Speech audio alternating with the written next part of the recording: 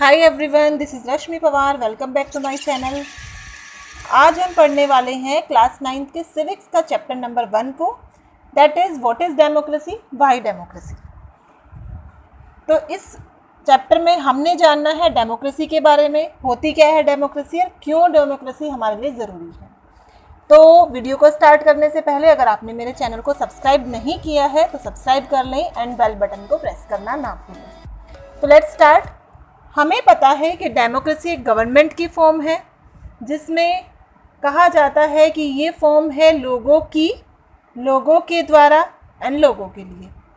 तो इस चैप्टर में हम स्टडी करने जा रहे हैं डेमोक्रेटिक टाइप ऑफ गवर्नमेंट के मेजर फीचर्स के बारे में, जो दूसरी गवर्नमेंट फॉर्म से कहीं ज़्यादा बेटर बनती है अपनी फीचर्स की वजह से।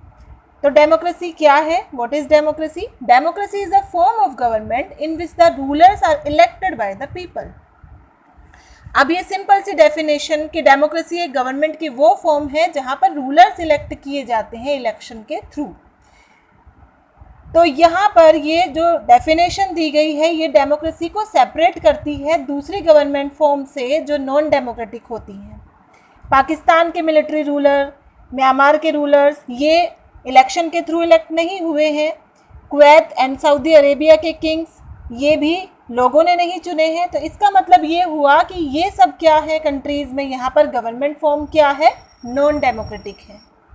तो सिंपल सी जो डेफिनेशन डेमोक्रेसी की दी गई है ये पर्याप्त नहीं है, एडुकेट नहीं है। ये हमें हेल्प ज़रूर करती है कि गवर्नमेंट जो है वो इलेक्शन होल्ड किए जाते हैं गवर्नमेंट के लिए डेमोक्रेसी में, लेकिन ये रियल सेंस में ट्रू नहीं है।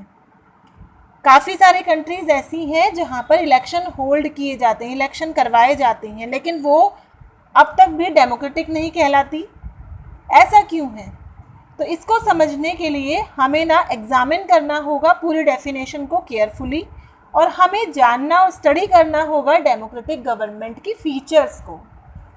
तो इसकी फ़ीचर्स को जानते हैं।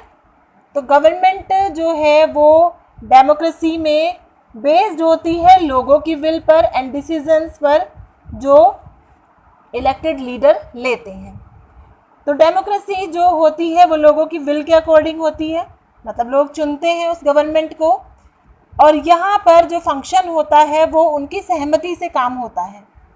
तो जो गवर्नमेंट होती है डेमोक्रेटिक गवर्नमेंट वो इग्नोर नहीं कर सकती लोगों के हितों को। एडमिनिस्ट्रेशन को रन करने के लिए, गवर्नमेंट को चलाने के लिए गवर्नमेंट को पॉलिसीज़ बनानी होती है, प्लान्स बनाने होते हैं, अपने माइंड में रखना होता है पब्लिक इंटरेस्ट को कि जनता का हित छुपा होना चाहिए उसमें, उन प्लान्स में। एंड रिप्रेजेंटेटिव जो इलेक्ट होते हैं लोगों के द्वारा वो तभी अपनी रेस्पेक्ट गेन कर सकते हैं जनता में जब वो लोगों की विशेष पे खरा उतरें। तो जो भी डिसीजंस लिए जाते हैं एडमिनिस्ट्रेशन के रिगार्डिंग, अलग अलग पॉलिसीज़ के लिए, वो इलेक्टेड लीडर्स के द्वारा लिए जाते हैं। दूसरी तरफ जो डिक्टेटरशिप होती है ना वो बेस होती है इंडिविजुअल या ग्रुप जो होता है गवर्नमेंट का उसकी विल पर, उसकी इच्छा पर, जहाँ पर पूरी तरह से इग्नोर किया जाता है पब्लिक इंटरेस्ट को। अपनी विशेस के अकॉर्डिंग ये फंक्शन करती है डिक्टेटरशिप। तो ये फीचर इसमें समझने के लिए इस कॉन्सेप्ट को हमें एग्जाम्पल लेना होगा अपनी पड़ोसी देश पाकिस्तान का। पाकिस्तान में जनरल परवेज़ मुशर्रफ जो थे उन्होंने अपना मिलिट्री कॉप उन्होंने अपना लेड किया। जो डेमोक्रेटिकली इलेक्टेड गवर्नमेंट थी उसको हटा दिया। पावर में आने के बाद उन्होंने कॉन्स्टिट्यूशन को अपने विशेस के अकॉर्डिंग उसमें सुधार किए, उसमें मतलब चेंजेस लाए। अगस्त 2002 में उन्होंने इशू किया एक लीगल फ्रेमवर्क ऑर्डर जिसके अकॉर्डिंग जो प्रेसिडेंट था उसके पास पावर्स होंगी डिसमिस करने की, नेशनल या प्रोविंशियल जो असेंबलीज होती हैं उनको वो जब चाहे डिसमिस कर सकता है। तो एक सिविलियन कैबिनेट का जो वर्क जो था वो सुपरवाइज किया जाएगा नेशनल सिक्योरिटी काउंसिल के थ्रू, जो डोमिनेटेड था मिलिट्री ऑफिसर्स के द्वारा। तो लीगल फ्रेमवर्क ऑर्डर के बाद इलेक्शन जो थे वो हेल्ड तो हो रहे थे नेशनल एंड स्टेट असेंबलीज में। तो पाकिस्तान की अपने इलेक्शन होते थे। इलेक्शन के बाद पाकिस्तान जो था वो एक डेमोक्रेटिक कंट्री नहीं कहलाता, क्योंकि जो इलेक्टेड रूलर्स थे उनको राइट्स ही नहीं थे कि वो फाइनल डिसीजन ले सकें। तो फाइनल डिसीजन जो थे वो जनरल मुशर्रफ के हाथ में ही थे, जिसे तो लोगों ने नहीं सिलेक्ट किया था। तो इस तरह से so called democratic governments Poland और इराक में भी रही। ये रियल डेमोक्रेसीज नहीं कहलाती, क्योंकि रियल पावर्स जो थी इन कंट्रीज़ की वो थी एक्सटर्नल हैंड्स में। तो इस तरह से USSR in case of Poland and USA जो था वो इराक के केस में।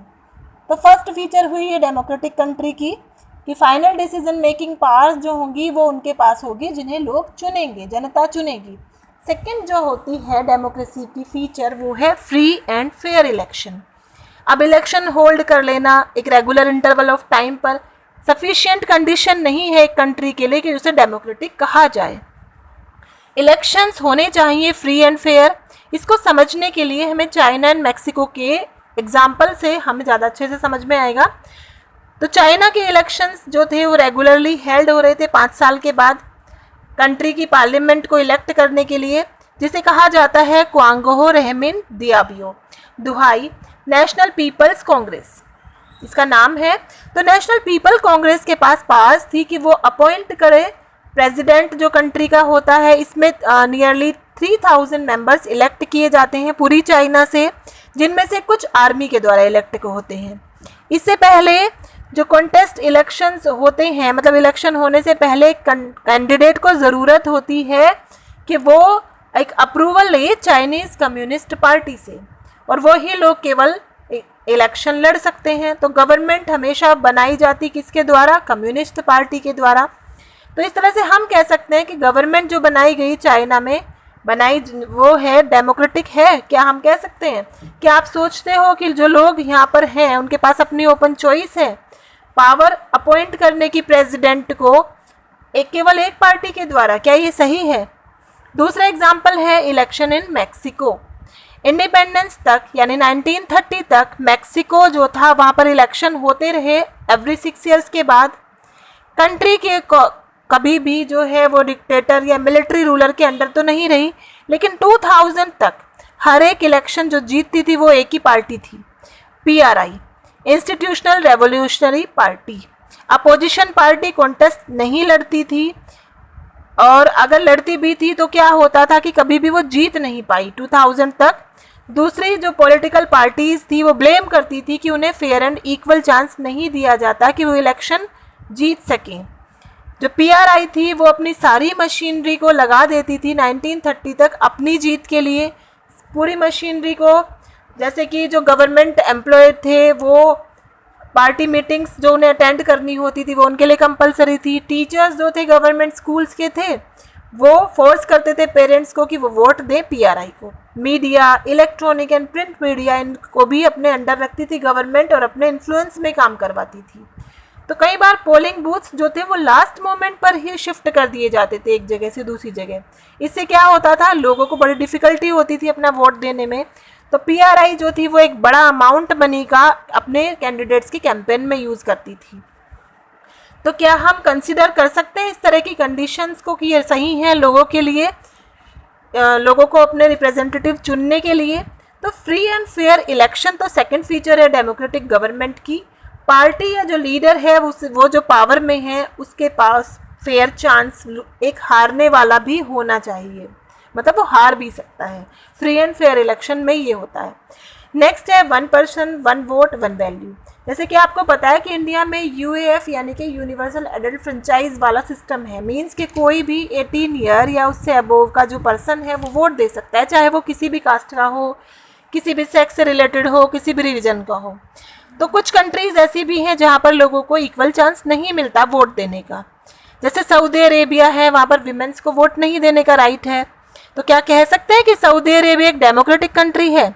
इस्तोनिया जो है वहाँ पर सिटीजनशिप रूल्स इस तरह के हैं कि वहाँ पर जो लोग रशियन माइनॉरिटी से बिलोंग करते हैं उन्हें डिफ़िकल्टी होती है वोट देने में। फिजी में इलेक्टोरल सिस्टम में इंडिजीनियस जो बिल्कुल फिजी है वहीं का है उसको ज़्यादा वैल्यू दी जाती है इंडियन फिजियन से। तो डेमोक्रेसी जो होती है वो बेस्ड होती है फंडामेंटल प्रिंसिपल जो होता है पॉलिटिकल इक्वलिटी का। तो ये हुई थर्ड फीचर डेमोक्रेसी की, यानी कि एक डेमोक्रेसी में हर एक एडल्ट सिटीजन के पास एक वोट होती है और हर एक वोट का अपना एक वैल्यू होता है। नेक्स्ट फीचर है rule of law and respect for rights. ये डेमोक्रेटिक गवर्नमेंट में क्या होता है, इलेक्शंस जो होते हैं वो बेसिक पैरामीटर होते हैं। एक डेमोक्रेटिक कंट्री के लिए, लेकिन ये भी ज़रूरी है कि गवर्नमेंट जो है, इलेक्टेड गवर्नमेंट जो है वो कैसे काम करती है इलेक्शन के बाद। डेमोक्रेटिक गवर्नमेंट रन करती है कॉन्स्टिट्यूशन के अकॉर्डिंग, ये लोगों की अपोजिशन को भी रिस्पेक्ट करती है, सभी सिटीजन्स जो होते हैं उनको कुछ बेसिक राइट्स प्रोवाइड करता है कॉन्स्टिट्यूशन, और ये रूलर्स की ड्यूटी होती है कि वो उनके बेसिक राइट्स को प्रोटेक्ट करे। तो यहाँ पर एक प्रोविज़न इंडिपेंडेंट जुडिशरी के लिए होता है।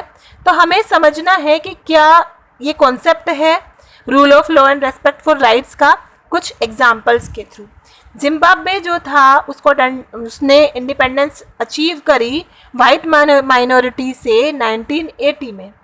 फ्रीडम स्ट्रगल हुए पार्टी के द्वारा, एक पार्टी जिसका नाम ज़ानू पीएफ था उसके द्वारा, और ये तब तक जो कंट्री थी वो रूल की जा रही थी ज़ानू पीएफ से। इसका जो लीडर था वो था रॉबर्ट मुगाबे। वो रूल कर रहा था कंट्री में इंडिपेंडेंस तक। इलेक्शंस हो रहे थे रेगुलरली और हर बार जीत जाता था, यही पार्टी जीत जाती थी। जो प्रेसिडेंट था मुगाबे वो पॉपुलर था, लेकिन ये अनफेयर प्रैक्टिस करता था इलेक्शन में, अनफेयर तरीक़ों से जीत जाता था।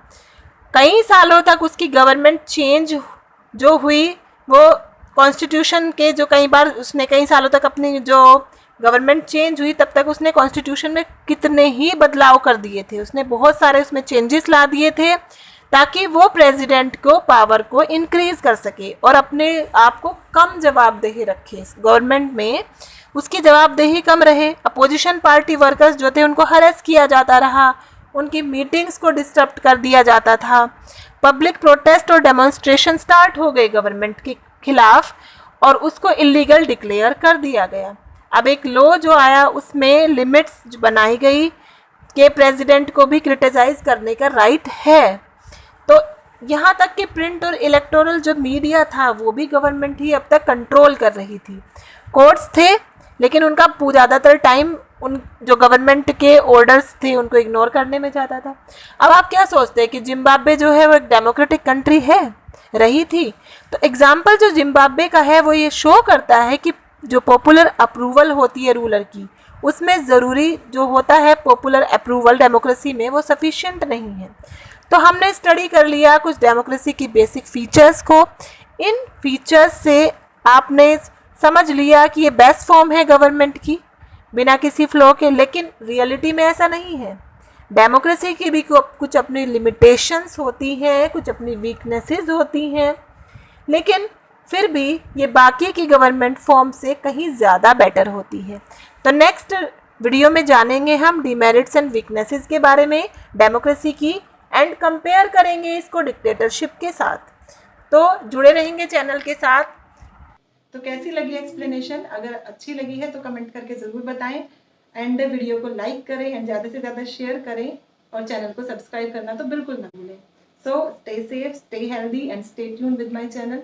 Okay, thank you very much.